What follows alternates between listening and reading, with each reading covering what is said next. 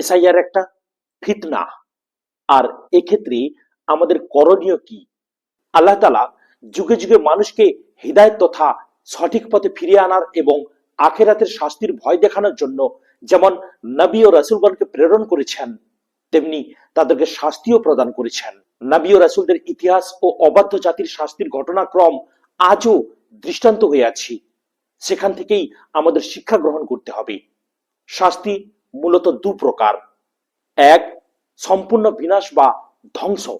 বিগত 6টি জাতি আদ, সামুদ, কওমে নূহ, কওমে ফিরাউন, আসহাবে আয়কাহ এবং কওমে লুতকে তাদের সীমাহীন পাপের কারণে তাদেরকে সমূলে বিনাশ করা হয়েছিল।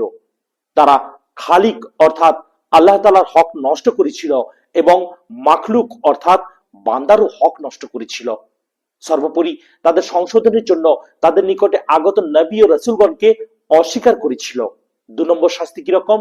না সম্পূর্ণ বিনাশ নয়, কিন্তু সাময়িক শাস্তি প্রদান। আল্লাহ তাআলা তার অবাধ্য বান্দাদেরকে এই পৃথিবীতে কিছু কিছু শাস্তি দেন যেন তারা সঠিক পথে ফিরে আসে। যেমন মহামারী, বন্যা, খরা, মানসিক ও সামাজিক বিপর্যয়, পরাজয় ও সংঘাত, নিয়ামত হারানো, রোগ ও মহামারী, একের পর এক দুশ্চিন্তা, বরকত নষ্ট হওয়া, মতবিরোধ, হৃদয়ের কাঠিন্য, প্রার্থনা কবুল না হওয়া এবং ব্যাপক ধ্বংস ও বিপর্যয়। এই ধরনের শাস্তিতে আক্রান্ত জাতি সম্পূর্ণ ধ্বংস হয় না। এই শাস্তিগুলো মানব জাতির জন্য একটি শিক্ষা ও সতর্কবার্তা হিসেবে কাজ করে। এগুলো চূড়ান্ত শাস্তি নয়, বরং পরকালের পূর্বে একটি পরীক্ষা বা সতর্কবার্তা। বর্তমানে সারা বিশ্বে নানা ধরনের বিপর্যয় এখন মানুষের নিত্য সঙ্গী। কয়েক বছর আগে কোভিড নামের মহামারী সারা বিশ্বকে স্তম্ভিত করে দিয়েছিল। ফিলহাল পশ্চিমবাংলার মুসলিমদের সামনে এসআইআর নামের এক আতঙ্ক হাজির, যা শিক্ষিত অশিক্ষিত সবার ঘুম কেড়ে নিয়েছে। সকলেই ভীষণভাবে আতঙ্কিত ও সন্ত্রস্ত। বর্তমান এই ভিডিওতে বিপর্যয়ের সময়ে আমাদের করণীয় সম্পর্কে আলোকপাত করা হবে ইনশাআল্লাহ। সম্পূর্ণ বিনাশ নয় এমন দুনিয়াবি আযাবের কারণ কি হতে পারে? আসুন এ নিয়ে আলোচনা করি। নাম্বার 1, কৃতকর্ম অর্থাৎ পাপের শাস্তি। আল্লাহ তাআলা বলেন, তোমাদের উপর যে বিপদ আছে তা তোমাদের কৃতকর্মের ফল, এবং তিনি অনেক কিছুই ক্ষমা করে দেন। সূরা শুরা আয়াত নম্বর 30। শাস্তি নম্বর 2, হিদায়াতের পথে ফিরিয়ে আনার জন্য শাস্তি প্রদান। আল্লাহ তাআলা তার বান্দাদেরকে হিদায়াতের পথে ফিরিয়ে আনার জন্য এবং তাদের ঈমানকে মজবুত করার জন্য কখনো কখনো দুনিয়াতেও কিছু কিছু শাস্তি প্রদান করেন। আল্লাহ তাআলা বলেন, মানুষের কৃতকর্মের কারণে স্থলে ও সমুদ্রে ফাসাদ প্রকাশ পায়, যার ফলে আল্লাহ তাদের কিছু কিছু কৃতকর্মের স্বাদ তাদেরকে আস্বাদন করান, যাতে তারা তাওবা করে বা ফিরে আসে। সূরা রুম আয়াত নম্বর 41।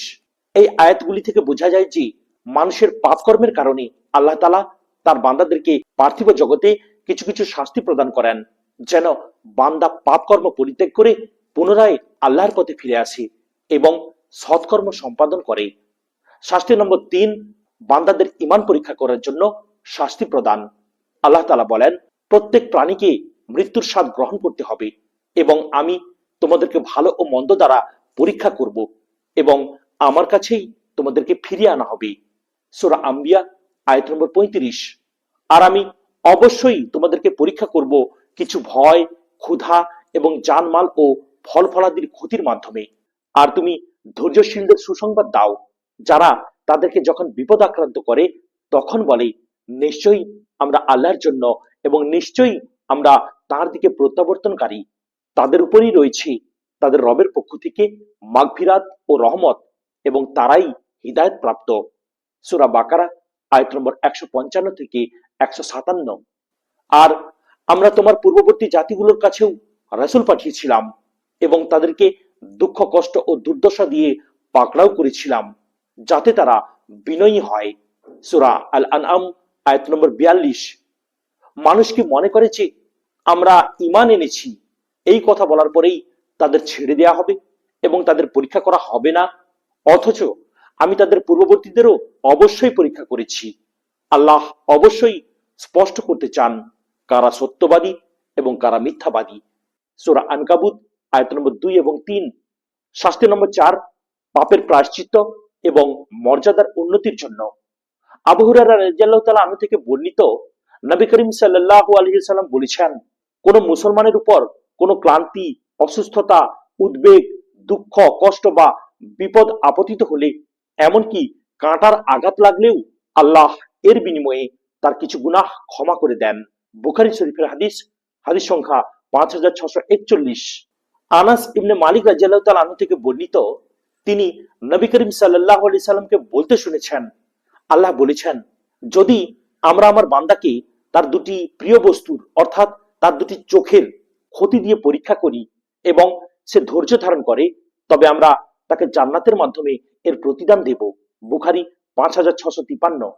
আল্লাহ রাসূল সাল্লাল্লাহু আলাইহি সাল্লাম বলেছেন, মুমিনের অবস্থা কতই না চমৎকার, তার সমস্ত কাজই কল্যাণকর, আর এমনটি মুমিন ছাড়া অন্য কারো ক্ষেত্রে হয় না। যদি সে সুখ ও সমৃদ্ধি লাভ করে, তবে সে কৃতজ্ঞতা প্রকাশ করে, আর এটা তার জন্য কল্যাণকর। আর যদি সে দুঃখ, কষ্ট ও বিপদে পতিত হয়, তবে সে ধৈর্য ধারণ করে, আর এটাও তার জন্য কল্যাণকর। মুসলিম শরীফের হাদিস, হাদিস সংখ্যা 2999। আনাস রাদিয়াল্লাহু তাআলা আনহু থেকে বর্ণিত, আল্লাহ রাসূল সাল্লাল্লাহু আলাইহি সাল্লাম বলেছেন, যখন আল্লাহ তার কোনো বান্দার জন্য কল্যাণ চান, তখন তিনি দুনিয়াতেই তার শাস্তি ত্বরান্বিত করেন, আর যখন আল্লাহ তার কোনো বান্দার জন্য অকল্যাণ চান, তখন তিনি তার পাপের শাস্তি কিয়ামতের দিন পর্যন্ত স্থগিত রাখেন। তিরমিজি 2396। আলবানী একে হাসান বলেছেন।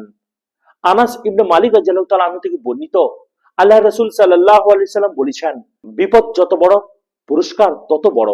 নিশ্চয়ই আল্লাহ যখন কোনো জাতিকে ভালোবাসেন, তখন তিনি তাদের পরীক্ষা করেন।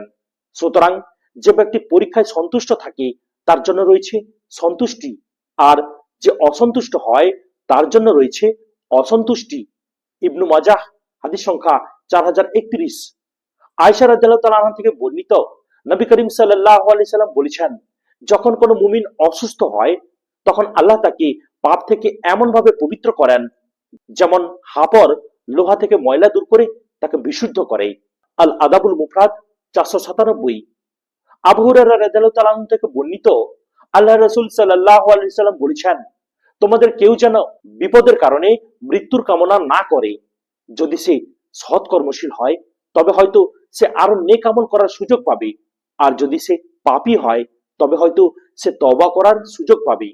বুখারী শরীফের হাদিস 7235। 5 নম্বর শাস্তি কি? ইমানের কোয়ালিটি অনুযায়ী পরীক্ষা কঠোর হয়, অর্থাৎ যার যত ইমান বেশি মজবুত, তার পরীক্ষা তত বেশি কঠিন। আল্লাহ রাসূল সাল্লাল্লাহু আলাইহি সাল্লাম বলেন, সাদ রাদিয়াল্লাহু তাআলা আনহু থেকে বর্ণিত, তিনি বলেন, হে আল্লাহ রাসূল সাল্লাল্লাহু আলাইহি সাল্লাম, মানুষের মাঝে কারা সবচেয়ে বেশি বালা মুসিবতে নিপতিত হন? জবাবে তিনি বলেন, নবীগণ আলাইহিমুস সালাম। তারপর যিনি উত্তম ব্যক্তি, বান্দাকে তার দিন অনুপাতে পরীক্ষা করা হয়। আল্লাহর বান্দাদের বিপদ আপদ লেগেই থাকে। এভাবে এক পর্যায়ে এমন হয় যে সে জমিনে হাঁটে, তার উপর একটি পাপও অবশিষ্ট থাকে না। ইবনু মাজাহ, হাদিস সংখ্যা 4023। শাস্তি নম্বর 6, আল্লাহ রাসূল সাল্লাল্লাহু আলাইহি সাল্লামের যে দোয়াটি গৃহীত হয়নি। আমরা আমার রবের কাছে 3টি জিনিস চেয়েছিলাম, এবং তিনি আমাকে 2টি দান করেছেন ও 1টি দেননি। আমি আমার রবের কাছে চেয়েছিলাম যে তিনি যেন আমার জাতিকে দুর্ভিক্ষ দ্বারা ধ্বংস না করেন, এবং তিনি আমাকে তা দান করেছেন।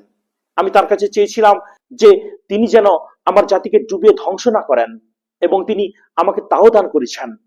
আর আমি তার কাছে চেয়েছিলাম যে তিনি যেন তাদের নিজেদের মধ্যে যুদ্ধ না ঘটান, কিন্তু তিনি আমাকে তা বঞ্চিত করেছেন। মুসলিম শরীফের হাদিস, হাদিস সংখ্যা 2890। তৃতীয় অনুরোধটি ছিল যে তিনি যেন তাদের মধ্যে কোনো সংঘাত সৃষ্টি না করেন, অর্থাৎ তাদের মধ্যে এমন কোনো বিভেদ বা বিবাদ যেন না ঘটে যা তাদের ধ্বংস ও দুর্বল করে দেবে।